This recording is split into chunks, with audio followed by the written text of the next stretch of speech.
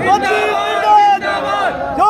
मिर्जा ज्योति मिर्जा ज्योति मिर्जा ज्योति मिर्जा की बोलो राम सापीर की बोलो करणी मात की बोलो गुरु जम्बेश्वर भगवान की बोलो लक्ष्मीदास जी महाराज की लाला नाराज हो जाए जना 33 करोड़ देवी देवता की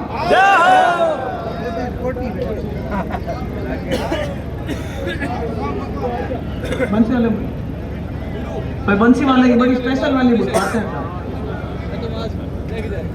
बोलो मोर मुकुट बंसी वाले की जय।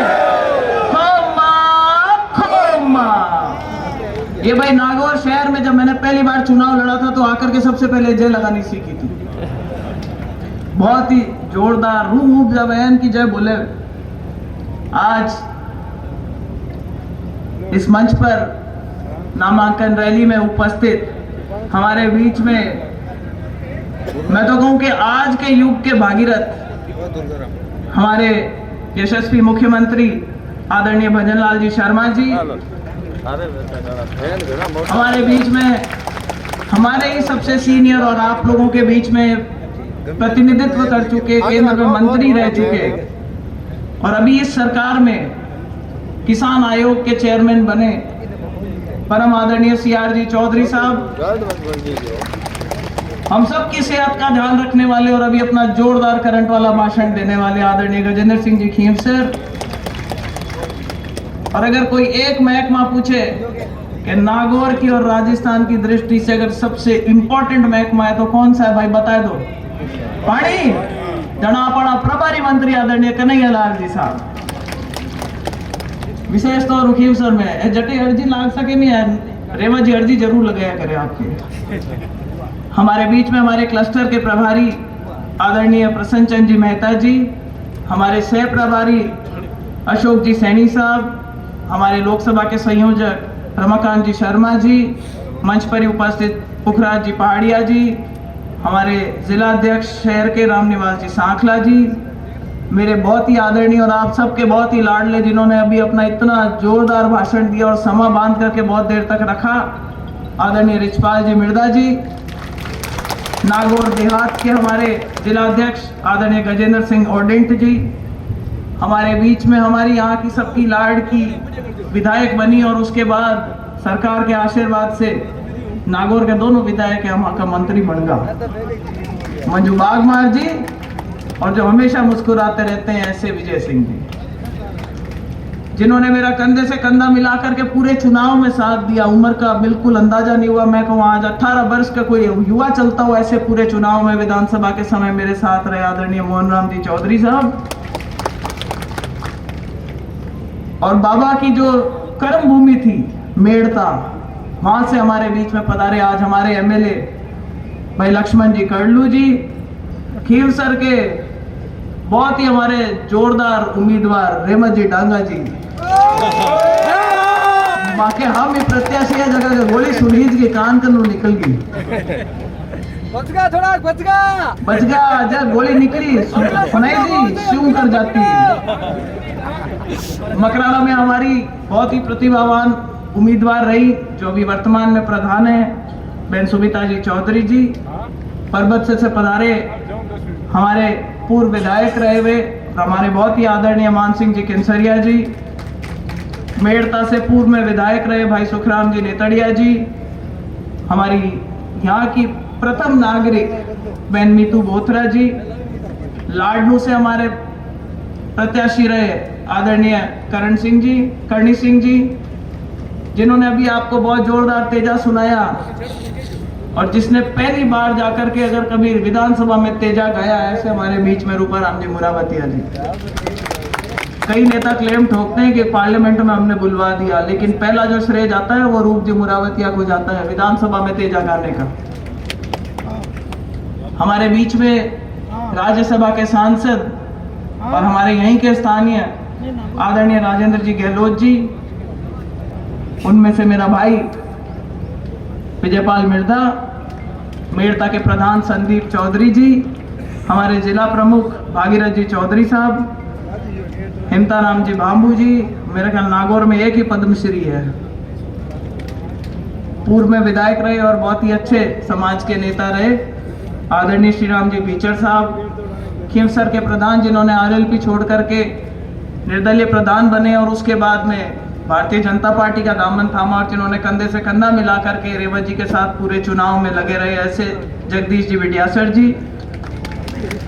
हमारे बीच में हम सब के बहुत ही सीनियर बुद्धाराम जी गरवा साहब जो भी मंच का भी संचालन कर रहे हैं, मेरे छोटे भाई लक्ष्मी नारायण जी मुंडेल जी जिनको भी ये जिम्मेदारी दी गई है मंच संचालन की, गोविंद जी कुमावत जी, नवनील जी गौड़ साहब, रमेश जी ऊपर अपूर्व जी, आदरणीय जगबीर जी छाबा साहब, राजेंद्र जहांगीर जी जो कि प्रदेश मंत्री हैं ओबीसी मोर्चे में, प्रकाश भाकर जो प्रदेश मंत्री हैं किसान मोर्चे में, श्रीमती सुनीता जी रांडल जो प्रदेश उपाध्यक्ष है महिला मोर्चा में, श्याम प्रताप जी जिन्होंने अपने बहुत ही मेहनती आदमी है और जो अभी सह संयोजक है लोकसभा में, आदरणीय भोजराज जी सारस्वत साहब जो स्पाइस बोर्ड में अभी मेंबर है, हमारे बीच बहुत ही सीनियर जिनका मैं विशेष तौर पे कहना चाहूँगी जो जोधपुर से हमारे बीच में पधारे हैं, ऐसे राम नारायण जी डूडी जी, नंद किशोर जी सदावत साहब भूमि विकास बैंक के चेयरमैन,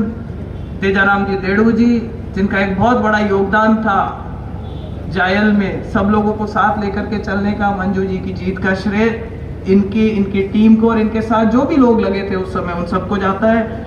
भाई भागीरथ जी मेहरिया जी, जगन्नाथ जी बुर्डक जी, बिरमदेव सिंह जी, रामचंद्र जी उत्ता जी हमारे पूर्व जिलाध्यक्ष, और भाई मैं किसी का नाम रह गया क्योंकि मुझे भीड़ में भी ऐसे बहुत लोग दिख रहे हैं जिनको मैं अगर सच कहूँ तो उनका वो कद है कि उनको आज इस मंच पे होना चाहिए। मैं आप लोगों से सिर्फ इतना कहूंगी कि शायद मंच पर आप नहीं आ सके, लेकिन एक ऐसी पार्टी जिसमें हमारे प्रधानमंत्री अपने आप को प्रधान सेवक के रूप में बताते हैं, ऐसी पार्टी जिसमें हमारे मुख्यमंत्री अपने आप को मुख्य सेवक के रूप में बताते हैं, ऐसे में मुझे लगता है हमें सबको गर्व होता है, चाहे हम मंच पे इस तरफ बैठे हो चाहे सामने सुनने वालों में बैठे हो, इसमें कोई अंतर नहीं है। क्योंकि इसी सरकार ने जब 115 विधायक आए थे तो आप लोगों के बीच में बैठने वाले एक साधारण कार्यकर्ता को मुख्यमंत्री बनाने का काम किया। मैं समझती हूँ आज भारतीय जनता पार्टी का हर एक कार्यकर्ता बहुत जोश में है। मुझे नहीं लगता कि कहीं उनको हमें और जोश दिलाने की जरूरत है, लेकिन ये जोश कायम रखना पड़ेगा। आज हम सब यहाँ क्यों आए हैं? कोई कहता है ज्योति मिर्धा का चुनाव है, वो लोकसभा का चुनाव लड़ रही है, भारतीय जनता पार्टी की प्रत्याशी है, उसको वोट देना है, इसके समर्थन में हम यहाँ आए हैं। कुछ मेरे साथियों ने मंच से बोला कि भाई ज्योति मिर्धा का चुनाव नहीं है, ये मोदी जी का चुनाव है, तो ज्योति को मत देखो, मोदी जी को देख करके वोट दो। लेकिन मेरी इतनी औकात तो नहीं, फिर भी मैं इस मंच से कहना चाहूंगी कि ना ये ज्योति मिर्धा का चुनाव है ना ये मोदी जी का चुनाव है। ये चुनाव है हमारी आने वाली पीढ़ियों का। आपका वोट जाएगा, मोदी जी को मजबूत करेगा। और मोदी जी क्या काम करने लग रहे हैं? मोदी जी कर रहे हैं कि हर एक भारतीय का मान सम्मान बढ़े, भारत का मान सम्मान बढ़े, और उसमें आप हम सब शामिल हो जाते हैं, चाहे वो किसान वर्ग हो, चाहे वो युवा वर्ग हो, चाहे वो महिलाओं का वर्ग हो। भाई हम सभी भारतीय हैं, और अगर देश आगे बढ़ेगा तो हम सब आगे बढ़ेंगे, हम सब का भला होगा। मेरे लिए ना तो नागौर नया है, ना आप लोगों के लिए मैं नहीं हूं। 2009 में आई थी, पिंडलियां कांपती थी भाषण देते हुए, हाथ जोड़ से आप लोगों से यही कहा था, भाई बाबा की पोती हूं, अब की बार वोट दो, प्रयास करूंगी काम कराने का, और अगली बार आऊंगी जब आपके अपने काम के नाम पे वोट मांगेंगे। आप लोगों ने बहुत वोट दिए, जिता करके लोकसभा में भेजा, और आपके आशीर्वाद से वहां पहुंचने के बाद मैंने काम करवाने का भरसक प्रयास करा। जिस नहर की बात अभी मंत्री जी कर रहे थे, मुझे गर्व होता है कि उस पहले फेज का इंदिरा गांधी लिफ्ट कैनाल के 2 फेज बने। पहले फेज के लिए मुख्यमंत्री वसुंधरा जी थी उस टाइम पर, और पहले फेज का जो प्रोजेक्ट था वो उनके राजकाल में राजपाट के टाइम पे पास हुआ, स्वीकृत हुआ। मैं तो पहली बार की सांसद थी। मुझे सब लोग कहते थे कि सबसे बड़ी समस्या पानी की है। स्वर्गीय बाबा का भी सपना था कि किसी तरह नागौर में नहर आए। मैंने वहां पे दिन रात मेहनत करी और दूसरे लोगों का भी प्रयास था उसमें, लेकिन एक अहम भूमिका निभाते हुए सेकंड फेज का, जिनका 5 तहसीलों में आज पानी आ रहा है, उसमें आपके आशीर्वाद से लोकसभा में पहुंची ज्योति मिर्धा का उसमें बहुत बड़ा योगदान था। हमने नींव का पत्थर रखा, काम शुरू करवाया, सरकार बदल गई और आज ये मंत्री और ये मुख्यमंत्री जी हमारे, जिन्होंने कसम खा रखी है कि जो पानी उस टाइम नहर का नागौर तक आया था वो घर घर टूटी टूटी कैसे पहुंचे, ये प्रण लेकर के आज ये सरकार हमारे बीच में आई। फिर 2014 का समय आया। 2014 के समय कुछ लोगों ने षड्यंत्र रचा। सबके मन में गिड़गिड़ाहट थी कि स्वर्गीय बाबा एक बार 77 में जीत गए थे और तब से बीबीसी बुला दी थी। तो मेरे तो न कद था इतना बड़ा न कुछ, लेकिन पीछे पड़ गए। जो अभी हमारे सामने कैंडिडेट खड़े हुए उनको निर्दलीय के तौर पे हमारे ही कुछ नेताओं ने खड़ा किया। वोट उनकी तो जमानत जब्त हुई, लेकिन इतने वोट वो ले गए कि 74,000 मात्र वोटों से उस टाइम पे मेरी हार हो गई। उसके बाद 2019 का चुनाव आया, फिर एक बार मोदी लहर थी, लेकिन भारतीय जनता पार्टी ने गठबंधन कर लिया और ये कैंडिडेट उस टाइम पे गठबंधन में आए और भारतीय जनता पार्टी की ताकत पे जीते और एक बार हमारा फिर मामला 19-20 रह गया। आज 2024 में मैं आपके सामने हूं तो वो इसलिए नहीं हूं, कोई कहता है भाई 3 बार चुनाव हार गए, उसके बाद में क्या ऐसी कला है कि पार्टी वापस टिकट देकर के आपके बीच में भेजती है। मैं समझती हूं ये आप लोगों का आशीर्वाद है, क्योंकि मुझे जितने वोट 2009 में मिले उससे ज्यादा वोट 2014 में मिले, जितने वोट 2014 में मिले उससे ज्यादा वोट 2019 में मिले और आज तो भाई हम सब एक ही टीम के मेंबर हैं। ताकत इस पार्टी की है। आने वाले समय में भारतीय जनता पार्टी की सरकार, ये तो तय है कि ये सरकार बनेगी। इसमें किसी को कोई किंतु परंतु लगता हो तो भाई अभी बोल जाओ। नहीं, कोई ना कोई शक है? नारों का ही अब कड़े 400 पार हरिपाल जी क्यों जन 10-20 32 हजार जन आपने कहीं लगे। आपनो प्रयास रहना चाहिए कि भाई 400 करते करते 425 भी हो जावे तो भी जोरदार ये मामला। रही बात नागौर की, तो नागौर में आज जिसको कांग्रेस हमेशा कहा करती थी नागौर हमारा गढ़ है, आजादी के बाद मेरे ख्याल से आज पहली बार ऐसा मौका है जब 19 तारीख को मत पेटी पे बटन दबाने के लिए जाएंगे तो वो हाथ का पंजे का निशान नहीं होगा वहां पे। ये बताता है कि आज कांग्रेस कमजोर है। यहां एक के सामने 2 लड़ते हैं। पहले एक मामला जचा था, वो बाबो गियो, बाबा के मोट जोरदार हाथरा हुएड़ा, बाबा ने कोई काम पड़ गया और गांव जानो जना आपके पोता ने कहा कि भाई मोट रुका लीजिए, ए नहीं हुए मैं जाऊं हांडिया हार चढ़ जावे। बाबा गांव गयो प्रो, हांडिया आया, हांडिया चरे यार जना पोतो बट बैठो थोड़ी देर ने बाबो पाछो आयो, पाछो आर देखियो तो हांडिया तो एक ऊपर थड़े दूजा हूं, एक ऊपर कूद एक दूजा अगला मोट चरगा। जना पोता ने कहा भाई कहीं करे बा मोट तो हरू ही जाए, तू हांडिया की झपाझप तो देख। जना लाडली बात तो कही माँ के नोवाड़ा आनी बिना मोरी का हांडिया, हमारा भतीजा है अगला कहीं होगा गैल हुईगा झपाझप देखकर में डीजे बाजे जोरदार नारा लागे तेजा बाजे जना में अगला बीर हुईगा साथ और हमें कहीं चुनाव हराए दिया जना मने घरे भेज दिया। अरे एक बात और कह दी कि जकी गीता में गई जे नागौर के जायल को खियाला को जको गीता में गई जे मायरो कि भाई राज को धन ले जा चौधरी दूजा के भर दियो मायरा में। तो इन्होंने चुनाव हराया और उसको एक गलत संज्ञा और दिया, उसको बोला कि बुआजी का मायरा भर दिया। मैं समझती हूँ कि इसमें कोई नागौर की शान नहीं पड़ी। मैंने ईमानदारी से आप लोगों के बीच में हमेशा प्रयास किया है आपने कभी कोई काम बताया? किसानों की बात रखनी थी, ट्रैक्टरों के ऊपर से कमर्शियल हटा करके उसको नॉर्मल कैटेगरी में डलवाया, तो लोकसभा में बोल के मैंने डलवाने में प्रयास किया और करवाया उस काम को। किसानों को बीज का अधिकार दिलाना था, और मॉन्सांटो जैसी कंपनी को अगर हिंदुस्तान से भगाया तो ये आपकी ज्योति मिर्धा ने भगाया, जो आज भी अगर किसानों को समझाने तो कितने फायदे की चीज। इंफ्रास्ट्रक्चर के प्रोजेक्ट बनाने थे, 4 मेगा हाईवे उस टाइम पास हुए, उस टाइम 2 नागौर से होकर के गुजरे। नागौर के अंदर उस टाइम पे अस्पताल बना नया, पूरे राजस्थान में जो पायलट शुरू हुआ अटल सेवा केंद्र का, वो नागौर से शुरू हुआ। टाउन हॉल बना, सड़क के लिए, बिजली के लिए, यहाँ पर इंफ्रास्ट्रक्चर के लिए पैसे लेकर गए, बहुत से और काम करवाए। मैं आज यही कहना चाहती हूँ कि चुनाव है, कोई चुनाव चुनौती से कम नहीं होता।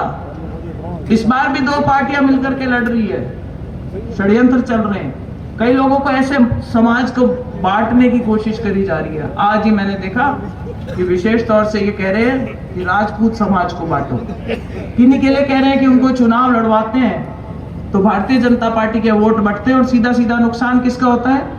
भारतीय जनता पार्टी। कैसे ही करके ज्योति को हराओ। चुनाव लड़ने की एक मंशा होती है, चुनाव जीतने के लिए लड़ा जाता है, चुनाव हारने के लिए नहीं लड़ना चाहिए। मैंने पहले भी आप लोगों के बीच में प्रयास किए।